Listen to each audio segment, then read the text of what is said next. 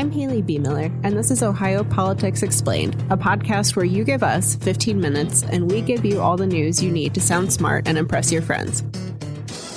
Welcome back to Ohio Politics Explained. Thanksgiving is over. Holiday songs are taking over the radio. It is cold as heck, and there are only a few more weeks of the legislative session. It's truly the season of possibility. With me today to discuss the news of the week is Laura Bischoff. Happy holidays and happy lame duck. Our first topic for today is the Democrats' no good turnout in the November 5th election. Ohio certified the election results this week, and turnout was nearly 72% statewide. That's down from about 74% in the 2020 presidential election. A lot of this can be explained by depressed turnout in Democratic strongholds, aka Franklin County, Cuyahoga County, and Hamilton County. What did we see happen there? Yeah, you're right. So the turnout was lower in all of those big counties, which is typically where the Democrats are. I really feel like because Kamala Harris did not campaign in Ohio, it kind of the top of the ticket wasn't as in your face. Of course,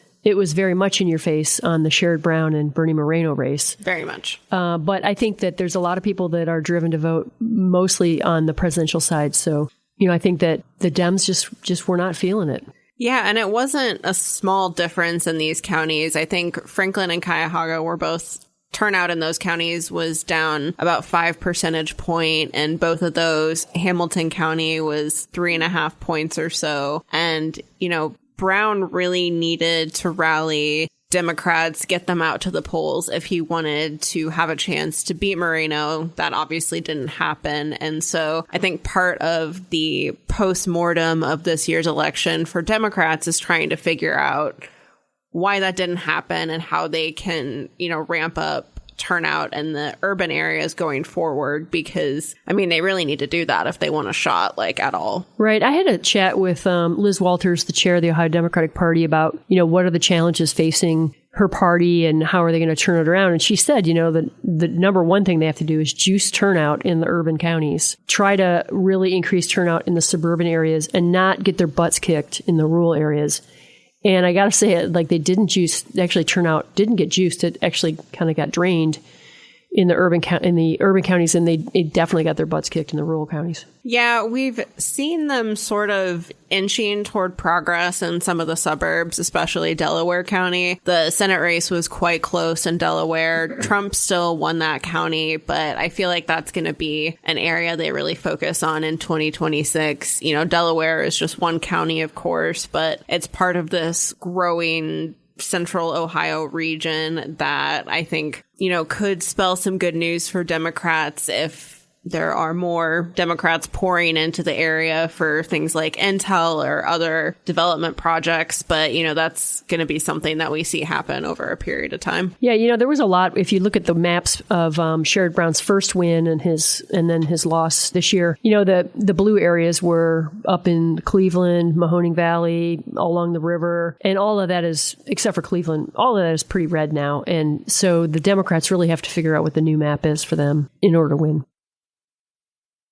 Let's turn to a pension plan that's generated quite a bit of controversy. The Ohio House voted this week for a bill that would require local governments to pay more for police and firefighter pensions. They would have to contribute 24% of payroll for police officers, which is already the contribution rate for firefighters. Mayors have said this will keep cities from hiring more officers or offering decent pay raises. The bill now heads to the Senate, and it was kind of a weird House vote. Explain the politics of this. Sure. I think that there's a lot of lawmakers that want to support first responders and want to make sure that they have a robust retirement after years of service. But at the same time, they also don't want to stick the cities with hefty unfunded mandates. And so they're trying to figure out, is increasing the employer rate, which basically goes on all the taxpayers, it's a percentage of payroll. If they're increasing the employer rate, is that the right answer? The cities say that they should look at, maybe trimming back the cost of living allowance that is given to the police and firefighter retirees, or they've even suggested that the state make a big financial contribution. That was shot down on the House floor. State Rep Bill Seitz said that's a slippery slope. The state has never been a funder of the pensions. The pensions are funded through investment returns and then employer and employee contributions. Yeah, I think, the point that Seitz made was that if they do that for police and fire, everyone's going to come to the State House and ask for money for all sorts of pensions. Well, and actually, if they increase the employer contribution rate for police and fire, I can guarantee you that some of the other pension funds will be at the door come January saying we would also like an employer contribution rate hike. I think the state teachers retirement system has already talked about that and has been lobbying for it. Mm.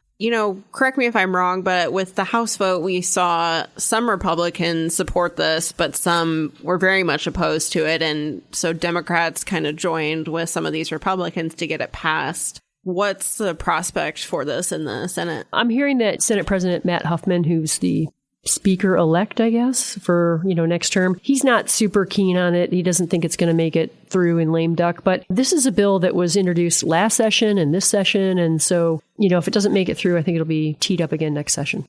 Our third topic for today is Amish buggies. An Amish order in Ohio is suing the state to overturn a law that requires animal-drawn buggies to have yellow flashing lights. That rule has been in place since 2022, and more than 200 tickets have been issued to Amish buggy drivers since then. I think we've all encountered one of these buggies on the road at one point or another. What's the basis for this lawsuit? So it's kind of a subset order, an old order of Amish, the Schwarzentroopers. They have very, very plain buggies, and they don't like the idea of having flashing yellow lights. They say it conflicts with their First Amendment to express of religious expression. In their beliefs, they should live as simply and quietly as possible and don't stand out. And this is just too flashy for them. The flashing lights are too flashy. And it's interesting because they've enlisted legal help from the Harvard University Law School's Religious Freedom Clinic.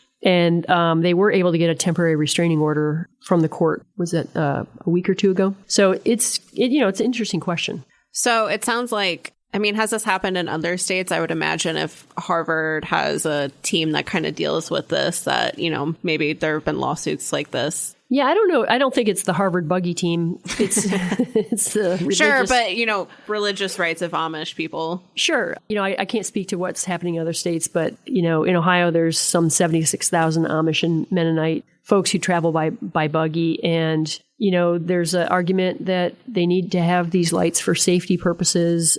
And the Amish are pushing back, saying, actually, lousy drivers, distracted driving, and speeding is more of an issue than visibility of the buggies. Let's wrap up today with another fight over Ohio's abortion laws. Attorney General Dave Yost said he plans to appeal a recent court decision that struck down Ohio's 6-week abortion ban. As a reminder, a Hamilton County judge issued that decision in October, nearly 1 year after Ohioans voted to put abortion rights in the Constitution. It felt pretty inevitable that the 6-week ban would be deemed unconstitutional, and Yost previously acknowledged as much. So why the appeal? I think this is a sign that the Republicans are going to fight every inch on abortion policy. I think that Attorney General Yost agrees that the bulk, the guts of the heartbeat bill are unconstitutional, but he's arguing that the other restrictions that kind of bracket it should be untouched, such as, I think, ultrasounds, 24-hour waiting periods, and other checking for cardiac activity. Right. And so, again, I think it's a sign that they're going to just really kind of fight tooth and nail over every restriction, every hurdle that's already established. And with how long just one lawsuit can take, if you think about the many abortion laws that are on the books in Ohio, and several of which advocates for abortion access definitely want to challenge. The vote was a year ago, but this is going to take a really, really long time to sort through, which we've kind of talked about before, but I think this just sort of reinforces that. Yeah, I do think that Judge Jenkins down in Hamilton County took an unusually long time to make a ruling on this. But yeah, so the Democrats made a proposal to just get rid of a lot of the hurdles to abortion all in one fell swoop. And the Republicans were like, no, we're not going to do that. So again, another sign that they're going to fight every piece of it. And that would be so much easier, but alas. Alas.